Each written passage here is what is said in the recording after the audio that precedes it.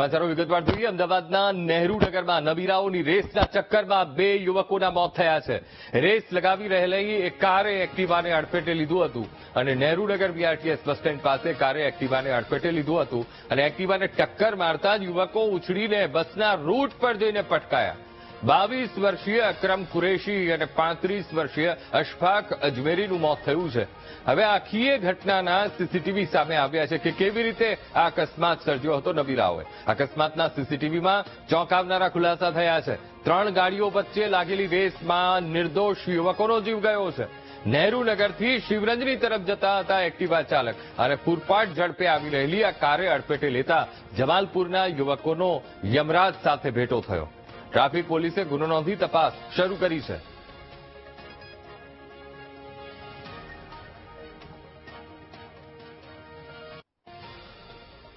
આજ મુદ્દે સંવાદદાતા અનિતા પટણી આપણી સાથે લાઈવ જોડાઈ ગયા છે। અનિતા, ક્યાં સુધી આ રફતારના રાક્ષસો આ રીતે નિર્દોષોના જીવ લેતા રહેશે? વારંવાર આ પ્રકારની રેસની ઘટનાઓ બનતી હોય છે, વારંવાર રફતારનો કહેર આવે છે અને નિર્દોષોનો જીવ જાય છે। પોલીસની શું કાર્યવાહી?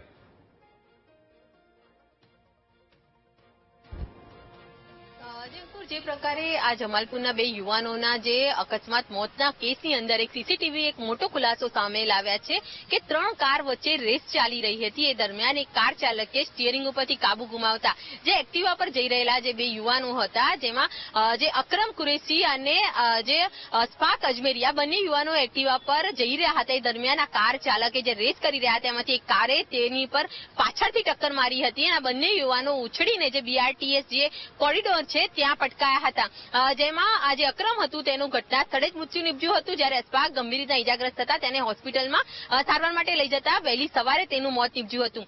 પરંતુ આ સમગ્ર ઘટનાના સીસીટીવી સામે આવ્યા છે, જેમાં 3 કાર જે સ્પીડમાં રેસિંગ કરી રહી હતી, વારાફરતી રેસિંગ કરી રહી હતી, એ દરમિયાન અકસ્માત સર્જ્યો હતો અને સ્પીડ ચોક્કસ જોવા મળી રહી છે અને જેને લઈને જ્યારે એક્સિડન્ટ થયો હતો ત્યારબાદ જે GJ27 જે પાસિંગનો જે કાર ચાલક હતો તે પોતાની ગાડી મૂકી ત્યાંથી જે અન્ય ગાડીઓમાં ફરાર થઈ ગયો હોવાનું સામે આવી રહ્યું છે। હાલ તો સમગ્ર મામલે ટ્રાફિક પોલીસ દ્વારા હાલ ગુનો દાખલ કરવામાં આવ્યો છે, કારણ કે જે ઘટના બની હતી આ જમાલપુરના જે બંને યુવાનો છે તે નહેરુનગરથી શિવરંજની જઈ રહ્યા હતા, દરમિયાન આ રેસિંગ કાર ચાલકે અકસ્માત સર્જ્યો હોવાનું સામે આવ્યું છે। આ કાર ચાલક કોણ છે તેની ઓળખ અત્યારે હાલ પોલીસ કરી રહી છે, તેમની ધરપકડની કાર્યવાહી હાથ ધરવામાં આવી રહી છે।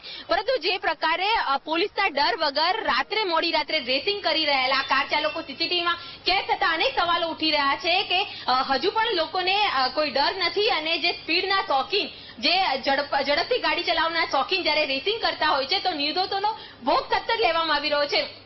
આ વધુ એક ઘટનામાં 2 યુવાનોના મોત નીપજ્યા છે અને સમગ્ર મામલે હાલ તો ટ્રાફિક પોલીસે ગુનો દાખલ કર્યો છે અને જે કાર ચાલક છે તેઓની શોધખોળ કરવામાં આવી રહી છે। જી બિલકુલ અનિતા, સમગ્ર માહિતી સાથે જોડાવા બદલ આપનો આભાર।